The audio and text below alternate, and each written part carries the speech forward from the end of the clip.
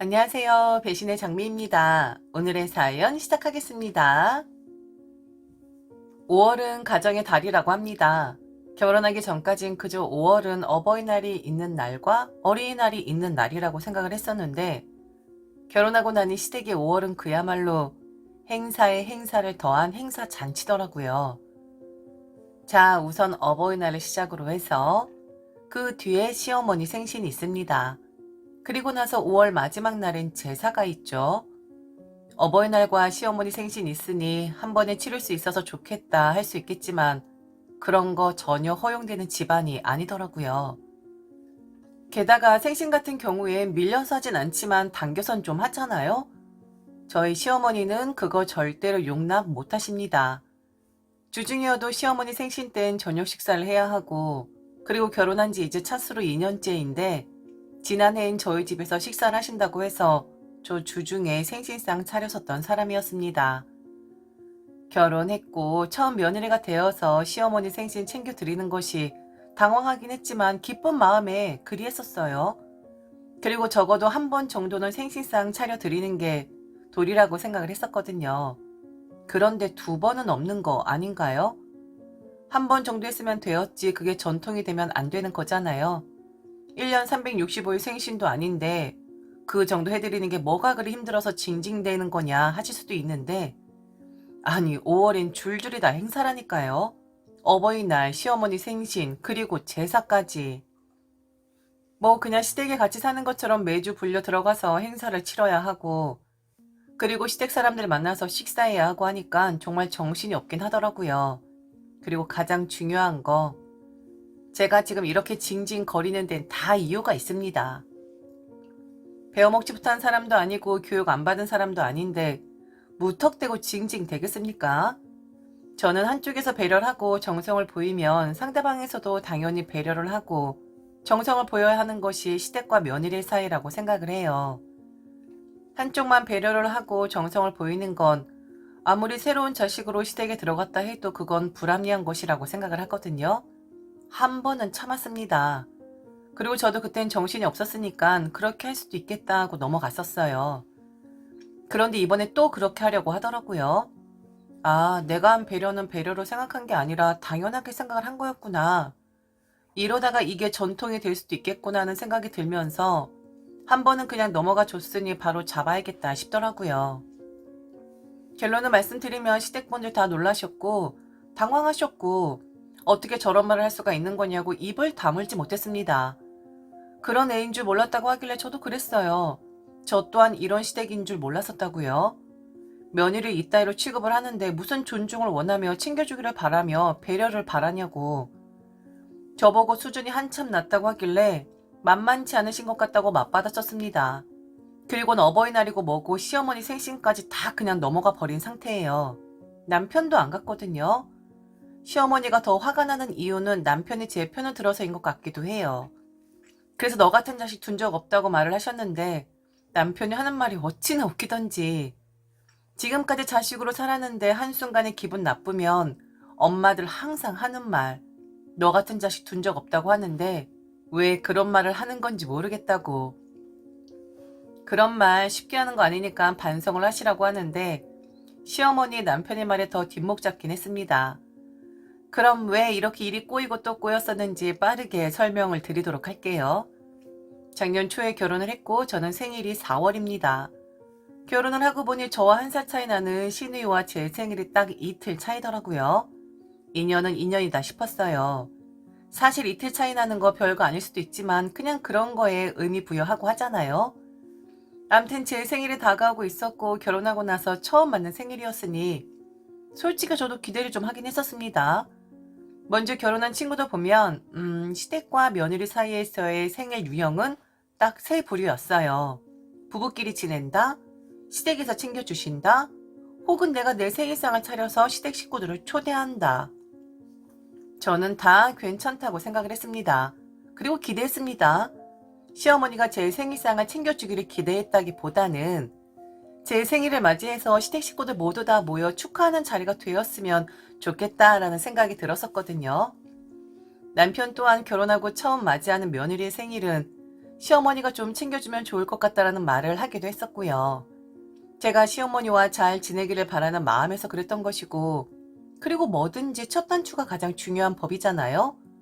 먼저 어른이 제게 그런 배려를 해주시면 저도 당연히 충성 맹세를 하죠. 생일 일주일 전 저는 시어머니에게 연락을 받았습니다. 그리고 제게 그러시더군요. 선택을 하라고요.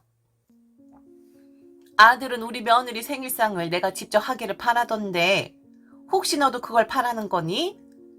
그런데 너도 알다시피 우리 집이 좀 좁잖아. 사람들이 북적대면 정신도 없을 테고 처음 맞는 생일이니까 나도 준비를 좀 하고 싶은데 우선 생일은 좀 당겨서 이번 주말에 했으면 좋겠고 나도 준비할 테니 너도 준비를 해서 니네 집에서 네 생일을 챙기는 걸로 하자. 니네 집이 훨씬 더 널찍하고 좋잖아. 사람 분벼도 짜증 안 나고. 노 프라블럼 좋은 말씀이죠. 조중히 하면 서로 바쁜데 효율적이지 못하고 그리고 저는 가장 중요하게 생각한 게 저희 생일을 위해서 시댁 식구들이 모여준다는 그것에 있었거든요. 토요일에 저희 집에서 제 생일 파티를 하는 것으로 약속을 잡았고 시어머니가 하실 수 있는 음식과 제가 할 수 있는 음식이 서로 절대로 네버 겹칠 수가 없었기에 따로 메뉴 이야기는 하지 않았어요. 알아서 시댁 식구들 좋아하는 거 해오실 것이라고 생각했고 그리고 저는 미역국 정도만 생각을 했었는데 그날 완전 벙찌는 일이 생기고 말았죠. 그날 저는 꽂아 놓은 보리자루 취급을 받았습니다. 그리고 저는 기본적으로 미역국은 시어머니가 해주실 것이라고 생각을 했었는데 아니었더라고요. 남편도 제가 미역국을 끓이려고 하자 자신이 엄마가 그 정도 센스는 있다고 설마 며느리의 생일상을 준비해 오신다는데 기본이 미역국을 안 해오시겠냐고 했었는데 미역국 없는 생일상이 되고 말았고 제가 주인공이 아니라 그날의 주인공은 바로 시누이였습니다. 저도 벙찌고 남편도 벙찌고 하물며 왜 미역국을 끓이지 않았냐고 저 그날 시어머니에게 군소리도 들었어요. 생각을 못했냐고 시누이 첫 생일인데 어떻게 미역국 하나 끓일 생각을 못했냐고 하길래 저는 너무 어이가 없으니까 말문이 딱 막혔었는데 남편의 얼굴은 이미 울그락불그락하고 큰소리칠 그럴 기세더라고요. 그래도 공동으로 하는 생일이었고 다른 사람들은 화기애애하니까 이상하게 오늘 좀 꼬였구나 하고 넘어가자. 그리고 절대로 시어머니와 나는 좋은 사이로 지낼 수가 없겠구나 하고 생각하고 절대로 이런 실수는 반복하지 말자 다짐을 했었는데 이번에 또 그러는 겁니다. 시누이와 저의 생일을 공동으로 하겠다고요. 제가 앞서 말씀드렸듯이 어버이날 행사 따로 하고 시어머니 생신은 꼭 당일에 하고 그리고 5월 말에는 제사가 있습니다. 시댁 행사는 꼭 제 날짜로 하는데 제 생일은 작년과 마찬가지로 또 시누이와 함께 지내버리자고 하는데 너무 화가 나더라고요. 말을 안 하면 그냥 이런 대우 받는 거구나 싶었고 남편에게도 말하니 이번에도 그러시냐고 그때 제가 말려서 아무 말 안 했었는데 아주 며느리와 사이 틀어지려고 어머니가 발악을 하시는 것 같다고 하더라고요. 남편에겐 그만 말하라고 했습니다. 그리고 제가 시어머니에게 말씀을 드렸어요.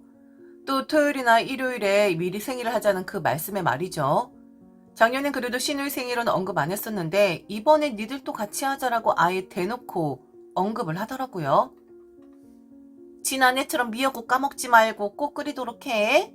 네 시누이 결혼할 때까지 이렇게 하면 되겠다.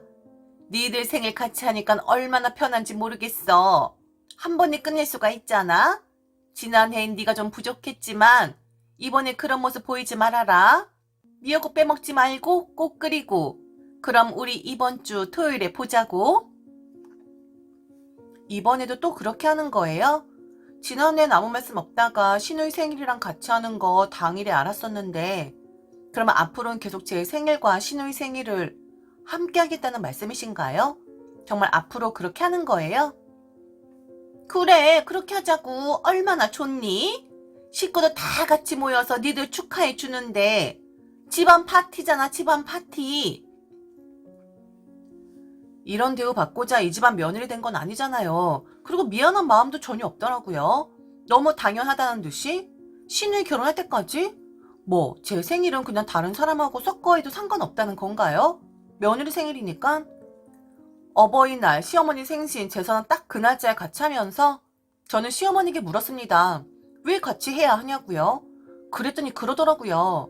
같이 하면 즐거움이 2배지 않냐고요? 축하도 2배로 받으니까 제 입장에선 좋은 거 아니냐고요. 그리고 제 생일과 시누이 생일 끝나고 나면 5월에 이것저것 행사가 많은데 너무 정신없지 않겠냐고. 시누이 생일, 제 생일 따로 챙기면 말이죠. 그래서 저도 그랬죠. 제 생일이랑 시누이 생일을 앞으로 시누이 결혼할 때까지 계속 같이 하라고요? 즐거움이 2배니까? 그럼 그렇게 하세요.